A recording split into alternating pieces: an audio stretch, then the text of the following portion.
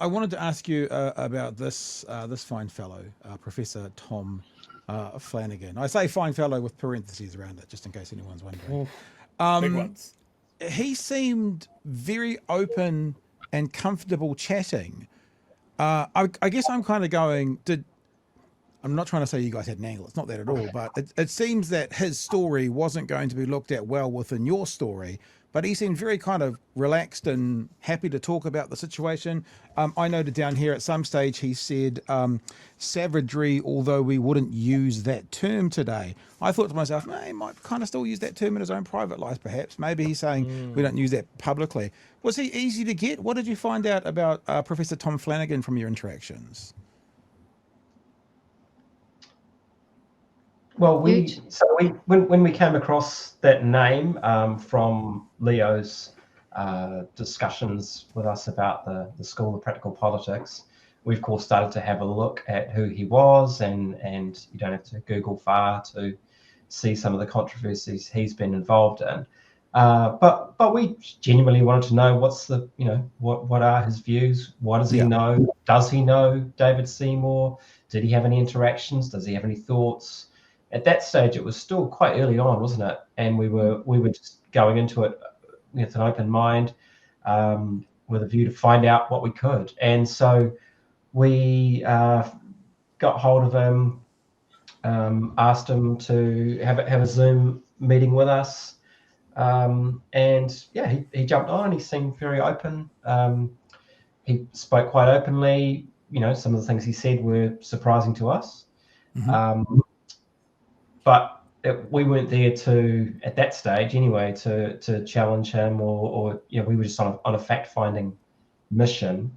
And so we just let him speak, and you heard what he had to say, or later on, as you saw in the documentary, we went back to him and put to him some of the comments that others had made and the views that people had expressed about his views, and he strongly rejected that feeling. But we'd also asked for another interview with him, and he wasn't keen. So then we were left with that interaction with him, and that's what we played in the documentary. So he wasn't happy with maybe how it turned out, and so he wouldn't come back on? Is that a fair paraphrase? Well, he wasn't happy with what other people were saying about him. Right. When because we had to put to him out of fairness what was being said about him by others, including Leo describing his alarm at some of what Professor Flannagan had written about Indigenous policies, and Nicholas. Well, it wasn't so much Nicholas, was it? Who it was? Hayden King. Hayden King at the Yellowhead Institute had said about him. So, in fairness, we put those comments to him, and he wasn't too happy about that. But he sent us a reply, which we included in the documentary. Yeah. His initial Zoom. I mean, Eugene reached out to him first, and he agreed to the Zoom.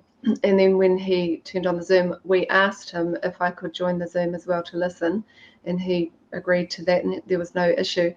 We literally didn't ask him very many questions at all. He just spoke, and so we just listened. And then after about 40 minutes, he'd kind of wrapped up and had enough, and we said thanks so much.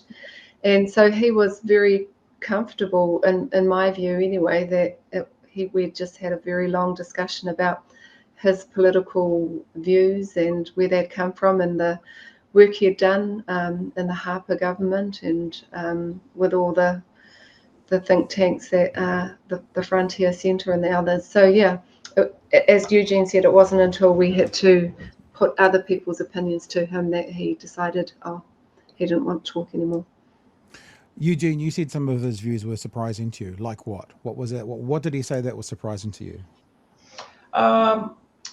I think that he had some interesting opinions on Indigenous policies, and his views about what was civilization and what wasn't. He certainly, he said those openly. But they were surprising to us. But as I said, that wasn't our job at that point to challenge him on them. But we certainly included the views of others in the documentary who did challenge him on them.